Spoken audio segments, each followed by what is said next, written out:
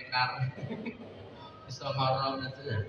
Artinya apa? Kita ini orang bisa apapun, kreativitas kita akan optimal ketika kondisinya aman. Keraton ini juga tidak sama. Dulu keraton itu tidak bisa apa-apa. Terus bahasanya maaf rai sama bahasa. Karena krisis moneter, krisis ekonomi, krisis politik, krisis kepercayaan waktu itu. Sehingga rakyatnya juga menjadi sengsara. Orang kok berbangun. Bangun ini tahu saya hitungan itu seket itu di dokumen ini. Prasasti di belakang ini 1757. Saya ngetekne riyen kan alit. Saya ngetekne saka gunung sing dhuwur banget. Sing arah segriki. Iku sing luwih ping 3. Langsung ngeten iki to. Jadi sing cagak papat wis saka gunung papat. 1 2 3 4. Sing 3 sing ngedekne langsung sini ping 3. Luar biasa. Dan kayu ini bahannya adalah kayu jati. Kayu jati ini nebangi zaman semanten. Itu sudah ratusan tahun yang lalu umur kayu. Orang 100, 200, 300 tahun, bahkan lebih lama lagi. Iya. Artinya bangkit, Pak. Tebang dulu. Nah, posisi kayu waktu itu ditebang itu. Tahun 300 tahun kepungkur itu umurnya wis 500 tahun lalu. Posisi kayu yang ditebang itu. Terus 500 tahun lalu. Artinya material kayu ini semuanya ini masih asli semua, belum tergantikan. Ini kekayaan kita ini, pulau dalam hal ini merawat ini merawat masjid anyar gampang. Tapi merawat ini kayak merawat biaya lansia. Biaya lansia itu gampang masak angin, gampang pilek, kena rayap, seterusnya.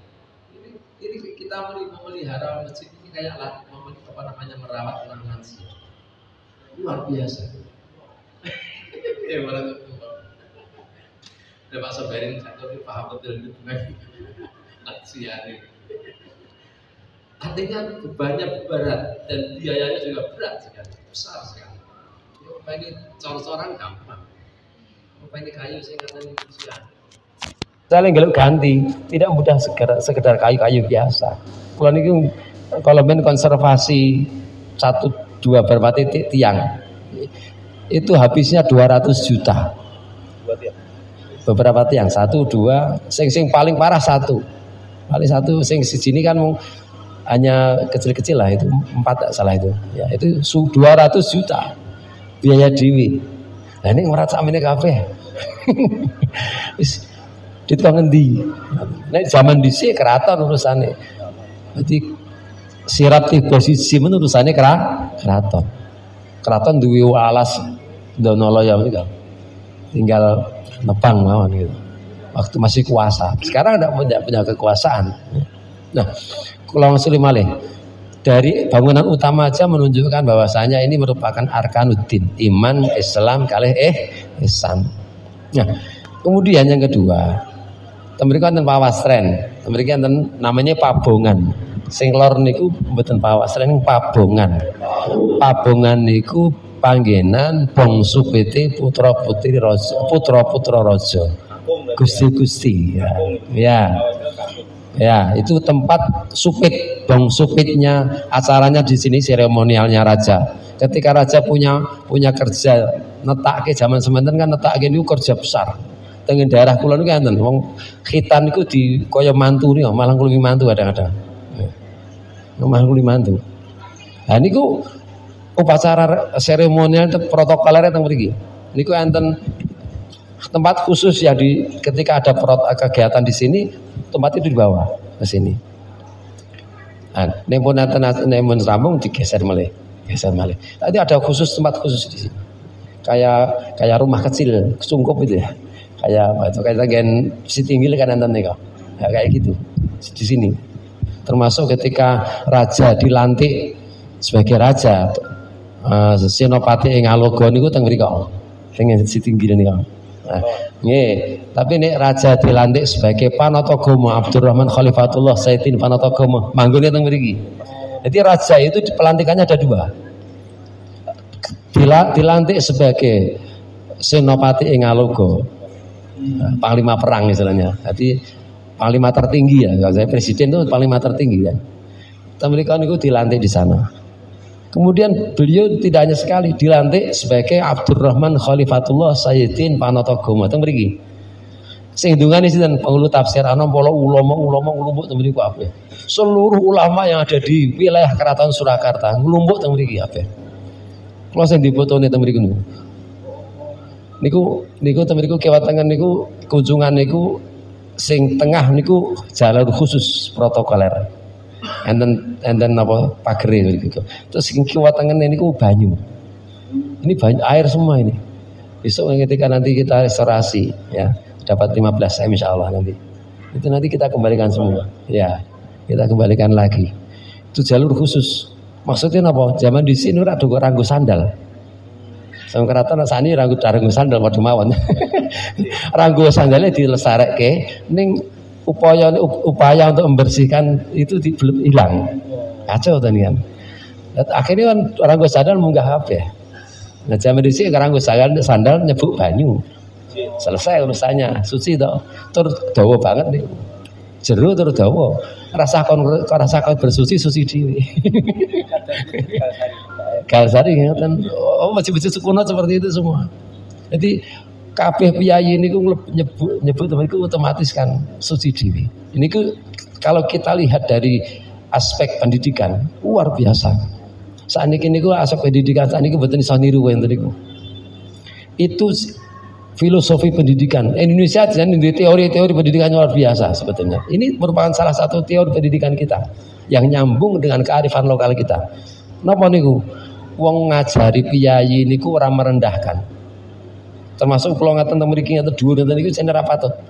Kudu sejajar. Kudu sejajar.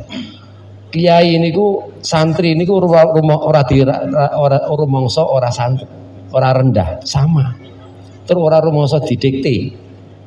Apa meneh diuni-uni. Saiki kuliah wis akeh mlebu pisan dosene wis wah galak ra jamak. Zaman dhisik mboten ngoten niku. Cara mengajarinya, cara membimbingnya kaya niku. Ora krasa terbimbing dan ora krasa diguruni. Sebab zaman riyen niku wong Jawa niku kan sirikane teng rasa. Nek wis ketanggor kesenggol rasane angel. Mulane wong Solo niku pinter ngomong rasa. Karo sapa-sapa iso.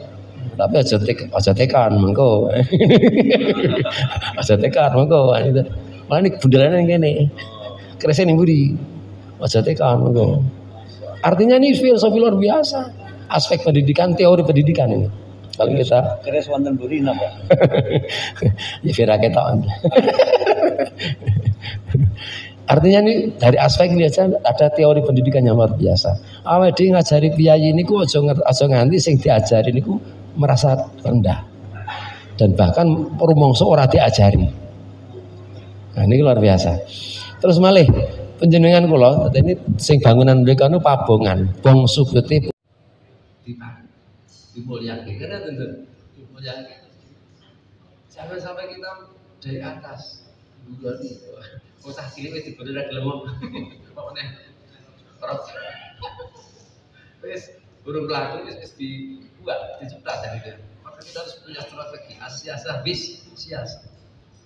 Terus selondos ya, diselondos. Nanti kalau sudah begitu, insinuwun panggilan. Kalau begini, nanti kursi roda sakit mawon. Mungkin kalau siapa kan, pun sing penting panggenane wonten piye. Pun gampil masalah roda niku gampil. Teng Mekah niku rodane malah mubeng-mubeng ndi-ndi. Pun itu bagian dari diplomasi kita. Supaya nanti raja bisa kembali ke Keraton Mataram ini kembali ke khitah lagi. Nek kembali ke khitah itu ada aset kita. Aset umat Islam yang perlu kita pertahankan, yang perlu kita uri-uri, kita sengkuyung bersama-sama. Kita suyut lagi. Nanti insya Allah kalau ini sudah kembali ke khitahnya lagi, agama dan budaya Keraton Kuncoro insya Allah nyonggek keistimewaan hak keistimewaan itu gampang asal tadi sudah kembali ke khitah lagi dan mendapatkan apresiasi, mendapatkan dukungan dari masyarakat umat secara keseluruhan. Lah umat Solo Raya ini kan mayoritas Islam toh. Pun akhir sujud yang masjid lagi meleh, insyaallah tidak dalam waktu yang lama, insyaallah eksistensi keraton akan terbangun kembali. Kalau terbangun kembali eksistensi keraton, sing teko niku ora mung kawula biasa. Kawula biasa, kawula sing ada kawula yang biasa, kawula ekonomi, kawula politik, kawula hukum, kawula akademisi, kawula sejarawan, kawula macam-macam akan berkumpul di sana dan ingkang sinuwun kendawaken urusane iki rampung urusan. Sing mikir wong akeh niku sing tenaga-tenaga ahli niku. Sinuwun terlenggah mawon dawuh kan rampung. Nah itu arang kita ke sana. Mungkin sing ngurusi rakyat kawula sing suyut niku wae. Nek mun suyut kabeh nyonggek keistimewaan. Gampang insyaallah. Dadi gubernur iki gampang. Pemene bupati wali kota, luwih gampang. Kalau matur Gusti Tiwon. Gusti Po, Gusti Mong, Gusti Buker, Gusti Ratu Walid, Kanjeng Biro Bumi, dan seterusnya. Sudah kita maturi semuanya. Pun binyang menapa, pun milai. Lo kan nggih. Nanti kalau bisa seperti itu, kita yang karena simbol Islam dan budaya di sini. Dan kita akan kuat juga melalui ini juga. Melalui format ini legacy namanya. Legacy budaya, legacy tata nilai budaya, tata nilai moral, tata nilai agama kan mriki. Cuma saat ini lagi. Nah, tapi asli ini tata nilai budaya, tata nilai agama itu teng mriki kabeh. Mulane kula matur Masjid Agung niki wis dipanatagama dhewe. Keng kraton panatagama enten Kejak Demak, Pajang, Mataram, terus Mataram Islam teng Solo, terus Surakarta Hadiningrat, Ngayogyakarta Hadiningrat. Itu sudah punya panatagama. Nah, kalau nanti ini panatagamonya ini bisa disengkuh, saya sudah matur Prof. Mahfud MD kemarin. Ini panatagamonya keraton ini yang sejak Demak sampai dengan Surakarta ini, kalau nanti pemerintahan mampu menyerap, kemudian mau mengembangkan, mengeksplorasi, kemudian mampu membahasakan dalam konteks kekinian, itu menjadi solusi keumatan masa depan. Indonesia akan menemukan jati dirinya. Saya ini sewu panjenengan pirsani sak Nusantara niku kerajaan Islam kabeh. Bagian dari kekuatan Demak. Jadi Majapahit zaman rumiyin ketika Majapahit runtuh bukan terus terjerepret. Secara emosional, secara legacy itu masih ada. Kemudian teruskan oleh Demak dengan paradigma pemikiran baru, paradigma agama baru.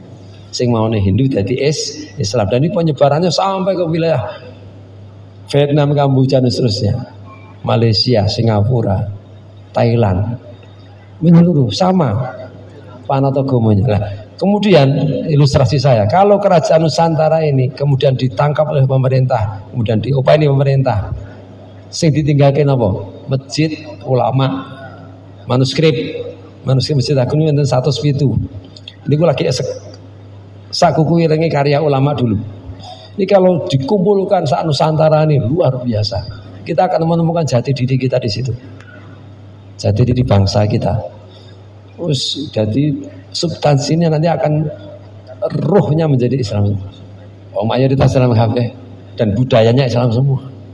Jadi budaya Jawa niki itu merupakan produk baru dari proses Islamisasi budaya.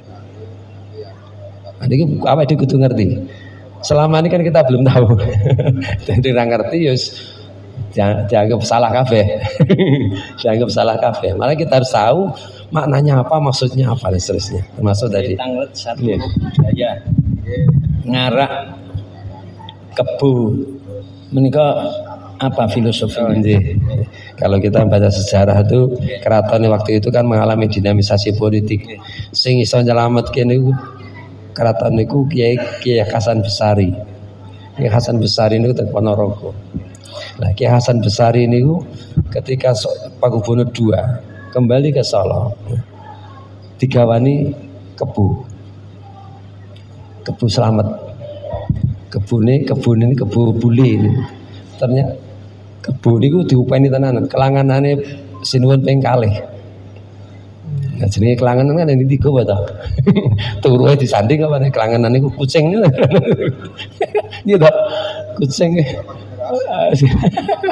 Lah itu nyun sewu dengan tataran kemudian teknis strateginya Kiai Hasan Besari, Keraton Solo menemukan jati dirinya, kekuasaannya diperoleh lagi. Sing mau dikuasai Mas Garendi teng Keraton Solo teng mriki Sunan Kuning itu kemudian bisa dikuasai oleh PB2 lagi. Itu atas inisiasi dan petunjuk serta arahan dari Kiai Hasan Besari. Mulane keraton ini setiap tahun khol teng mriko. Tengene Kiai Hasan Besari. Termasuk ulama-ulama kabeh niku murid terah baik secara genetik gen maupun secara guru itu nyambung teng Kiai Hasan Besari. Kiai Hasan Mukmin, Kiai Imam Soeharto, Konang, Kiai Ali Soeharto, Jati Sopo, Kiai Abdul Jalal Kaliyoso, Kiai Muhammad Iman sing sawet, Hasan Besari siji loro telu papat. Luar biasa. Sehingga pada saat Diponegoro konflik dengan Belanda, kok iso kuat? Sebab kanca mukhalete ke santri di zaman santri niku dadi ulama-ulama luar biasa yang sudah punya basis massa di berbagai daerah. Kiai Langgeng, pundi ya, Magelang. Kuatah banget niku koneksinya, mukhalifnya Diponegoro.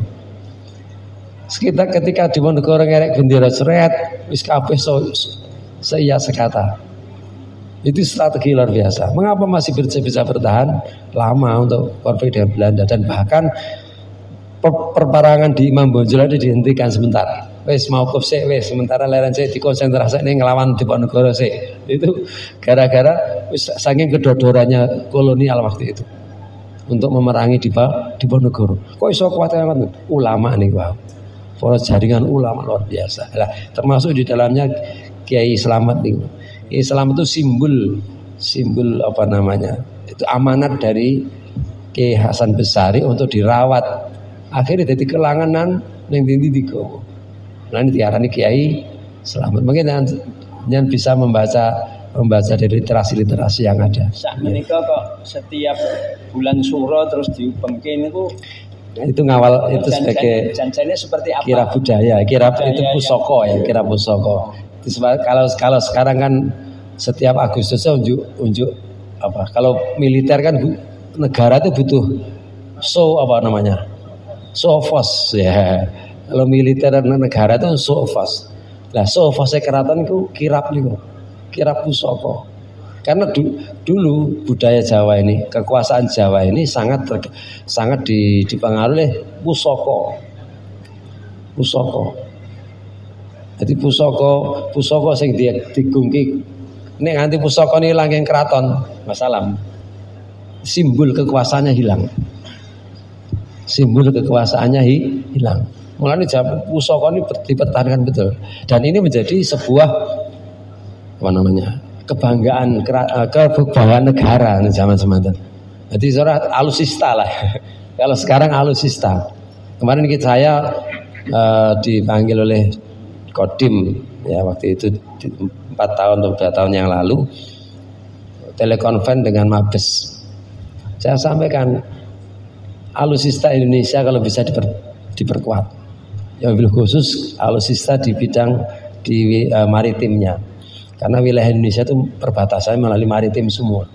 Kita tahu bahwa sejarah masa lalu kerajaan-kerajaan Nusantara ini kuat. Nah, Indonesia ini kalau alusista kemaritiman, SDM, TNI kelautan ini banyak dan menjaga teritorial kita. Wis ora sah nek-nek mudo negara lain yo gigri kabeh. Ini namanya show of us. Nah, termasuk kirap niki, kirap pusaka niki. Lagi sebenarnya kirap pusaka. Lagi Kiai Slamet itu hanya sebagai cucuk lampah gitu. Cucuk, termasuk beliau ini kan saya PB2. Kesini itu yang sing cucuk lampah ya Kiai Slamet apa kebu niki wae. Kebu niki wae. Ini bukan masalah fisik kebunya. Ya. Tapi mengapa ada enggak satu pergeseran juga saat itu yang Kalau sekarang itu terus Ya, nggih. terus banyak Ya. Ya, ya. itu sebenarnya Kita perlu luruskan. Keraton Dewi ini betul menghendaki seperti itu. Keraton sendiri juga tidak memiliki pemahaman semacam itu. Nah itu karena memang ya jenenge kekuasaan hilang begitu saja. Ini kan 7 berapa nih? 45 sampai saat ini berapa tahun? Artinya masa fatrah, masa kosong. Kosong pengelolaan, kosong mengawal tata nilai, kosong mengawal kekuasaan, kosong mengawal ekonomi, kosong mengawal ilmu, kan itu kekosongan ini. Ketika ada kekosongan inilah muncul ya jenenge wong ora ndek ilmu. Carane memahami ya itu sunatullah ini kan ngono. Nah, makanya ini perlu kita luruskan. Dan keraton sendiri juga dalam beberapa dialog kita dengan gusti-gusti juga sama. Sebenarnya tidak menghendaki. Sebetulnya tidak memiliki semacam itu. Tapi kalau pemaknaan itu menjadi berkah, kemudian dia bisa ngelakoni topo bisu nih, wow. Ini kan sebetulnya bukan topo bisu, zikir, tafakur nih Allah Subhanahu wa Ta'ala. Selama perjalanan ra kono ngomong apa-apa, saliyane zikir tafakur. Ning nganti ngomong karo sisi berarti budar, batal. Artinya ini harus seneng kalau sirat-sirat lurus, tegak lurus. Kita harus harus membangun komitmen. Di semalam itu untuk zikir lah. Ulama-ulama niku tafakur tapi teng Pujasana. Kula sak rencang-rencang niku bare budal kebun kali pusaka. Jadi kebu itu hanya ngawal pusaka sebagai cucuk lampah. Yang sebetulnya yang paling adalah pusakanya. Pusakanya ini. Ya. Iya, Hasan Besari. Kebunnya ini dari Hasan Besari dan dipertahankan sampai saat ini. Ini merupakan sebuah nyun sewu. Wong sing cedhak kuliah Gusti Allah kuwi wong sing pinter syukur. Carane syukur piye? Ya nguri dilestarekke sing diparingi. Kula niku gadah kiai kula niku Kiai Mutahar. Pengusaha klewer. Enten karyawan enten lebih sepundi randi apa-apa digawani ditukokne sepeda. Saking senenge karyawan niki wau. Nganti sepriki sepedane sing diuri-uri. Nganti sak anake sak putune sing dieling-eling. Atase sepedane zaman saiki kan sepeda ya toh. Tapi zaman semono kan luar biasa. Artinya ini sebuah langkah kita harus bersyukur kepada orang yang memberi. Anis kurli wali taik itu orang tua kita juga kita harus bersyukur pada orang tua kita. Nah analoginya seperti itu. Kita juga harus bersyukur pada orang yang telah memberi kita, memberi solusi kepada kita. Jangan sampai kita menjadi ingkar kepada pemberian orang lain. Ini pengen dikasih Gusti Allah. Jadi wong sing pintar syukur.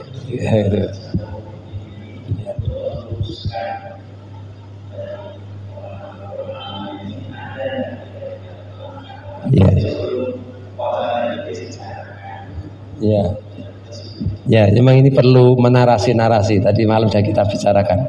Solo ini kaya akan simbol, tetapi miskin akan narasi simbol itu sendiri. Nah, keraton di dalam menarasikan ini juga terbatas. Nah, makanya beda kalau dulu. Kalau dulu kan punya kekuatan, punya legacy. Kalau punya legacy itu menarasikan mudah. Gampangannya arep ngendika ABC manut kabeh. Gitu loh. Nah, sekarang ini ada keterbatasan di situ. Upaya-upaya menarasikan masih ada dari keraton, tetapi sangat terbatas. Nah, makanya nanti kalau eksistensi keraton masih bisa kembali. Nah, namanya iki lagi uwah jenenge nyun sewu ini awake dhewe iki tangane lagi uwah. Ngopo-opo lara kabeh. Diinggokne ana ya lara, diinggokne rene ya lara, dikencengne ya lara. Bola-bali lagi wah, tapi ini niki wis urate wis kenceng neh, wis klik ngono neh. Wis nek pas wah kira iso mikir apa. Jenenge lara untu iki nyane iso mikir mboten kira-kira. Jak mikir kira gelem ora. Nika badhe Yai. Terus menate mireng keterangan. Sebenarnya kerbo itu sebuah simbol ketaatan hamba kepada tuannya. Ya. Terus kebo itu kan termasuk binatang yang bisa yang diarahkan, yang tunduk kepada tuannya. sehingga menjadi badannya gemuk, besar, istilah berkah. Nah, maka sebenarnya adanya kebo dikelilingkan itu tujuannya supaya rakyat itu, masyarakat itu taat kepada pemiliknya. Yang pemilik pertama adalah Allah. Kalau rakyat, kalau umat ini taat kepada Allah, maka nanti akan gemuk dan sejahtera. Ya, seperti kebo itu luar biasa. Keterangan itu berikut Kiai. Narasi bagus sekali ini. Artinya ini mengeksplorasi. Jadi simbol itu bisa dinarasikan sedemikian rupa yang memberikan kemanfaatan. Ini kayak madarat mesti itu narasi yang positif. Tapi narasinya ketika memberi manfaat itulah benar. Jadi juga simbol kan pada waktu itu ada pemberontakan.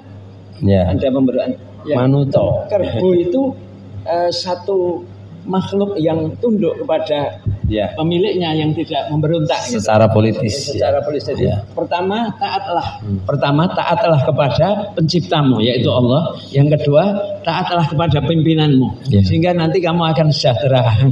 Jelas. Makanya saya sampaikan tadi ketika Kartosuro itu bisa menguasai Kartosuro lagi, itu terjadi dinamisasi politik antara PP2 kali adik Mangubumi Mangkunegoro tidak sejalan, tidak sikap politiknya berbeda, tapi substansinya sama. Jadi yang kita besar-besarkan, yang kita tangkap hanya konfliknya saja, konflik politiknya, tapi tidak mampu kita menangkap dan mengenarasikan substansi dari sikap politik itu sendiri. Ya kalau kita ditarik benang merah ini seminar tentang begini, yang datang dari ini yang menyelenggarakan Forum Budaya Mataram. Termasuk waktu itu Dr. Andi menjadi moderatornya. Kebetulan waktu itu nyinggung masalah perjanjian. Ganti nanti nyambung dengan tafsiran panjenengan. Nanti ke kantor mereka jam 7 itu sudah saya temui dulu. Wah, ini gayeng iki kok. Ramu-ramung. Debatable-nya ramu-ramung antara Giyanti iki. Wes kabeh do merasa memiliki, merasa berjasa dan merasa benar. Pada waktu itu kan Jogja juga rawuh, Mangkunegaran juga rawuh, rawuh juga Paku Alaman. Jadi gusti-gusti juga rawuh. Wis gayeng gusti-gusti mriki juga rawuh. Wah tenan. Nanti pagi sudah saya sampaikan pada beliau, Dr. Andi itu. Gus, nanti terjadi begini, tidak ramu-ramu. Panjenengan sebagai moderator harus mampu mengawal, kemudian closing statement yang bagus. Apa itu? Perbedaan ini kan masih pada tataran sikap politik. Tetapi yang perlu panjenengan sampaikan adalah filosofi sikap politik itu sendiri. Filosofinya sama. Sing PP loro Mangkunebumi karo Mangkunegara ini tujuannya podo kabeh. Tujuannya apa? Tujuan yang paling mendasar adalah mengawal eksistensi kekuasaan Jawa. Jangan sampai kekuasaan Jawa ini hilang. Karena waktu itu sudah krisis moneter, krisis politik, krisis kekuasaan, krisis apapun. Sehingga butuh pengawalan yang carane ngawali dewi-dewi. Carane ngawal dewi. Sehingga terjadi perbedaan sikap politik. Tapi perlu kita baris bawahi bahwa tiga-tiganya ini yang berlawanan berbeda politik tadi, sikap politik itu substansinya, motif dasarnya adalah sama, ingin mengawal eksistensi kekuasaan Jawa yang merupakan kekuasaan Islam. Nah ini hilang, Islam hilang teng Jawa ini karena sudah dikuasai oleh kolonial, hilang. Nek dikuasai kolonial, awake dhewe rasa apa-apa, ulama wis rasa apa-apa, rasa bergerak.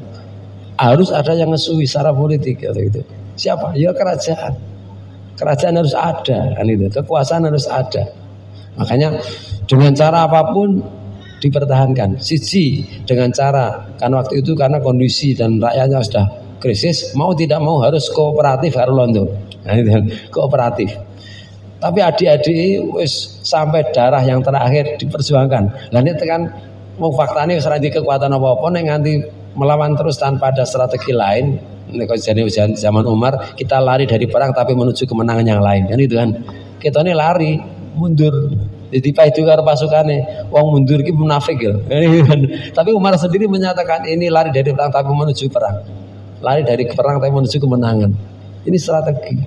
Nah, ada yang kooperatif, ada yang konfrontatif. Nah, yang kooperatif siapa? Karena yang memiliki legacy itu PP2. Mau tidak mau harus kooperatif. Nah, Adi Mangubumi Mangkunegoro tidak mau, akhirnya melawan kakaknya sendiri sampai perang tidak habis-habisnya. Nah, akhirnya tiba-tiba akhirnya podo mawon perjanjian Giyanti lah. Perjanjian Giyanti semua ini konfrontatif jadi kooperatif pada masih kan gitu kan. Pada masih. Akhirnya juga sama. Karena melihat realitas yang ada, gelem saat itu harus mengkudu kooperatif. Ning adine Mangkunegoro atau gelem masih di medan laga, di front peperangan. Akhirnya 2 tahun berikutnya akhirnya podo mau perjanjian Salatiga, mau tidak mau harus kooperatif, ini pengen mempertahankan kekuasaan Jawa ini. Nah, akhirnya perjanjian Salatiga, akhirnya setelah itu kan terjadi stabilitas politik, baru bangun ini mulai bangun. Nah, yang perlu digarisbawahi adalah bagaimana sikap politiknya boleh berbeda tapi filosofi politiknya harus sama. Namanya awak dhewe menghadapi apalagi tahun politik ini berbeda pilihan mboten napa. Sak sedulur apa ya padha kabeh. Ora padha. Ning kita harus saling menghargai, tujuannya sama dalam rangka mengawal negara ini. Awak dhewe ra iso ya titip karo wong liya kan gitu kan. Memang sistemnya seperti ini. Tapi jangan sampai terjadi gontok-gontokan, oyo-oyoan dan maling apalagi menganggap yang paling baik itu ada kacau juga. Paradigma berpikir semacam ini. Yang penting adalah bagaimana kita mengawal ini. Jadi konsepnya tadi antara Mangkunegoro, Pakubono loro kalih Mangubumi ini padha mawon. Ya sedulur tadi. Sedulur. Sedulur bapak. Mangkunegoro, iya. Mangubumi. Nggih. Sami satu saudara. Nggih. Anak dari Pakubono satu semuanya. Nggih. Nggih.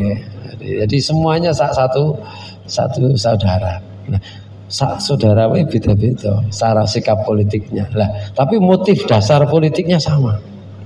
Nah, sakwede padha misale beda pilihan ya ora apa-apa. Ora kudu bengkerengan. Yang penting bagaimana punya komitmen masing-masing. Tujuannya adalah lali kalimatil lah. Pun iku mau. Terus kalau Diponegoro itu kan mengambil posisi melawan penjajah.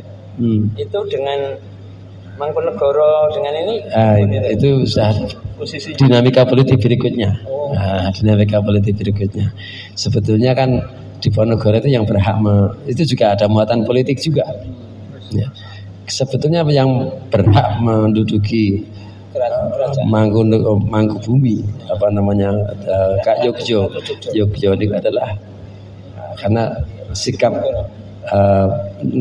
waktu itu Belanda yang tidak fair lah itu, sehingga ini merasa kecewa. Kemudian kita punya jaringan. Nah, makanya waktu itu Yun Sewu Diponegoro itu ditolak di Jogja, tetapi diterima di Solo. Ya karena berseberangan politik. Berseberangan politik otomatis nolak.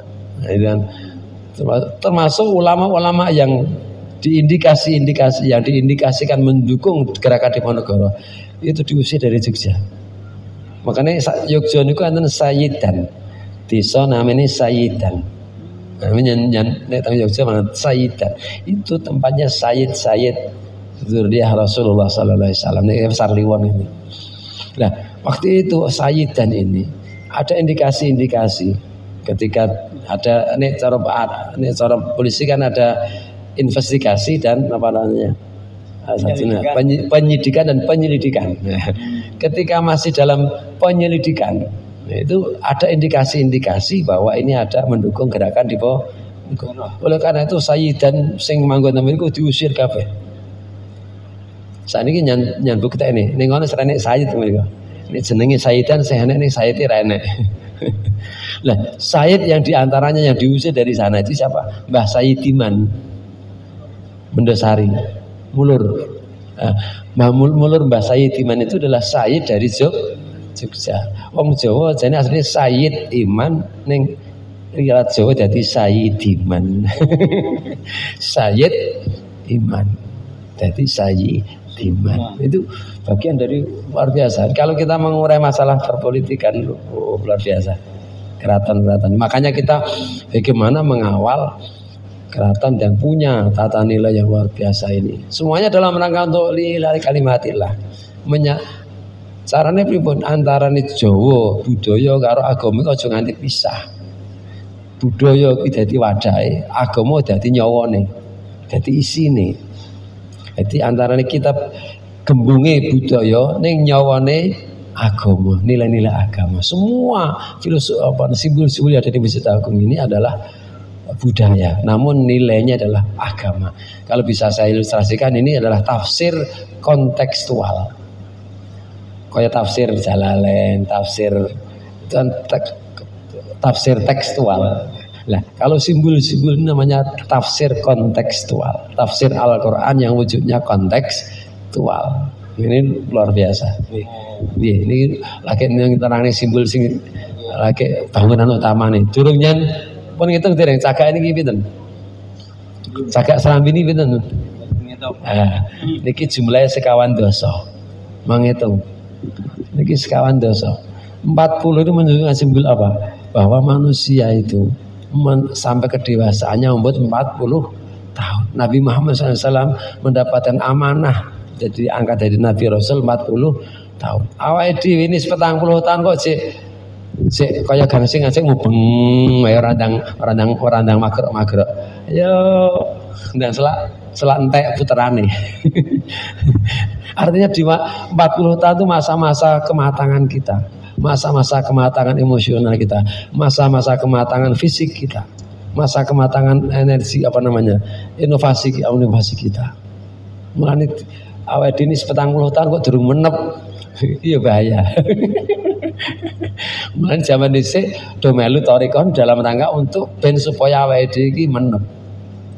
Zaman dhisik kan kiai-kiai niku mursyid thariqah. Mbah Idris, Mbah Kiai Zamah Sari, Mbah Ma'ruf jenengan, Mbah Sirot, dan seterusnya termasuk Mbah Minhajul Abidin, Mbah Hasan Mu'min, Mbah Imam Suhodo, itu mursyid thariqah semuanya. Dan masyarakat santri zaman semanten santri. Jadi sing garap tanah bertikan Mbah Imam Suhodo itu santri-santri. Kowe garap kono, kowe garap desa kono, kowe garapne bengi ngaji ning kene. Garap kono, orang mungkin Mbah Soedo, Mbah Soedo garap sakmono mbane. Padahal tanah vertikan itu satu kelurahan. Nek diilustrasike satu kelurahan mau garap dhewe ya ora mungkin. Mulane santri-santri ini kon garap kono. Mulane kiai-kiai zaman dulu itu siji miliarder. Yen bayangke saiki. PAD ini desa niku sakniki nek dihitung per tahun berapa? 4 sampai 5 M. Ini kekayaan seorang kiai. Ya, di sini miliarder tenan, sugih tenan. Nah, nomor kali ini alim tenan. Artinya menguasai keilmuan keagamaan. Yang ketiga, alamah, merefleksikan diri ilmu, ala ilmu fis sudur la fis sutur. Ilmu itu di sini. Artinya beliau harus sesaat itu juga harus mampu memberi jawaban-jawaban solusi keumatan. Mengenai ala ilmu fis sudur. Merefleksikan dirinya, ilmu itu merefleksikan bagian dari kehidupannya. Yang berikutnya, kiai sing pikanto tanah vertikan niku memiliki kematangan emosional cukup tinggi. Mulane waskita. Sesuk ya arep tamu masalah iki ini mun krasa. Berarti pandangan basyariahnya kuat sekali. Kados wong dalu sing disampaikan Ustaz Syihab kalih Dokter Kasori itu ya itu. Dek ben niku arep ana saiki tanduran diwangan panwereng ya sowan kiai. Pak akeh tikus sowan kiai. Belek to niku sowan kiai. Artinya dulu itu kiai itu menjadi kabeh utine kiai kabeh. Makanya kiai itu memiliki kematangan emosional cukup tinggi. Lah isone mateng niku iso waskita niku karena menjadi mursyid thariqah. Nyedak niku istilah kebak. Isine kebak. Syariat dilakoni isine kebak. Melalui thariqah niku. Nah, Yang berikutnya, kiai niku memiliki kekuatan kemampuan entrepreneurship yang cukup tinggi. Sebab ngolah wilayah sakmono kayak iki potensi alamnya tidak sama. Antara nih Mekonang karo Boyolali karo Wonogiri iki beda-beda. Nah, kiai ini harus mampu mengeksplorasi alam sekitarnya menjadi sebuah mensejahterakan masyarakatnya. Ini kiai. Kono tanduri iki, Itu kiai, jauh kiai. Nah, ini kalau tidak punya entrepreneurship, jiwa kewirausahaan yang tinggi tidak mungkin. Nah, yang berikutnya kiai ini memiliki kemampuan kompetensi budaya. Jadi kiai ini ya pujangga zaman dhisik memiliki kematangan budaya cukup tinggi. Jadi kearifan lokal mampu sekali, memahami sekali. Dan pujangga juga seorang kiai. Ronggo Warsito ya kiai. Mondok ini Mbah Hasan Besari. Zaman ini pujangga gitu mondok. Ning lakopnya itu pujangga, ini lakop kiai. Jadi brandingnya beda, tapi hakikatnya kapasitasnya sama. Ini juga seorang pujangga, juga seorang kiai, ini juga seorang pujangga, seorang kiai juga seorang pujangga. Zaman dhisik ngoten niku. Nek sakniki sangel. Makanya dulu itu tentrem ayem karena emang bahasa batinnya mampu menerawang. Gampangane sewu kula sakniki mawi niki to. Zaman dhisik rene ngoten niki. Kula matur Pak Sobari Sakur ora kudu sowan rono. Ora kudu sarana. Jajanipun makna kiai itu napa? Enten kebo kiai. Enten keris kiai. Tombak kiai. Gamelan kiai. Ya sebetulnya dari kata kiai itu sesuatu yang dimuliakan. Ya dimuliakan. Itu bahasa lokalnya, bahasa. Mulane kiai-kiai zaman dhisik niku mboten mawi bahasa lokal. Sing mudeng dipahami oleh masyarakatnya. Mulane kiai. Ustaz ra mudeng zaman semono. Ustaz ra mudenge kiai. Nah ini termasuk Sayyid para habaib ini zaman semanten niku orang ngetokne Sayyid, orang ngetokne habaib. Ki ageng ngoten niku. Luar biasa. Hanya justru dulu itu tidak menonjolkan performanya, tidak menonjolkan identitasnya. Yang penting adalah sepak terjangnya, perannya di dalam masyarakat. Yang terakhir kalau kiai sing tuk tanah pertikan niku kiai sing loyal kepada keraton. Nek kiai ra loyal ra mungkin. Nah, iso ngerti loyal karo loyal teng mriki, teng Masjid Agung niki. Sadurunge kiai-kiai kabeh itu tanah pertikan niku pundi-pundi niku labuh-labate teng mriki. Raja bisa menilai dari sini. Mulane Masjid Agung ini tempat berkumpulnya ribuan kiai seluruh wilayah Mataram. Iya, termasuk tanah pertikan dari Sinuwun, dari Raja Mataram. Luar biasa, Termas, Mediun, Pacitan, Termas terus Ponorogo. Banyak kalau kita jumlahkan. Solo Raya ini kalau wingi kali Pak Gusti Tipo mengidentifikasi masjid-masjid bertanah pertikan niku sing mampu kita tangkap sudah 57. Padahal data keraton niku kalau ini untuk bocoran king klebet niku sekitar meh 9 dosonan. Niku Solo Raya lagi ya. Lah padahal Mataram niku ramung Solo Raya. Jawa Tengah kabeh, gitu. Jawa Timur dikurangi Belambangan. Niku kabeh Mataram kabeh. Lah niku kalau dikumpulkan tanah-tanah pertikan masjid-masjid kiai-kiai zaman dhisik, lha ora umum niku. Makanya kalau kita mampu mengawal ini masjid-masjid bersejarah dan termasuk biografi para ulama, kemudian karya-karya besar ulama tersebut, bagaimana sistem dakwah ulama tersebut, ini luar biasa. Mampu kita terapkan dalam konteks kaki. Ini orang iso ini urung ngerti sejarah, orang iso nerap. Moga-moga. Jadi mungkin ini ya sebagian yang bisa kita sampaikan. Ya. Moga nanti mungkin Pak Yai Pak Sobari Sakur ada tambahan. Kemudian moga Gus Rifai kalau mau ada tambahan. Dari saya begini saja, mungkin ada pertanyaan baru nanti kita jawab. Assalamualaikum warahmatullahi wabarakatuh.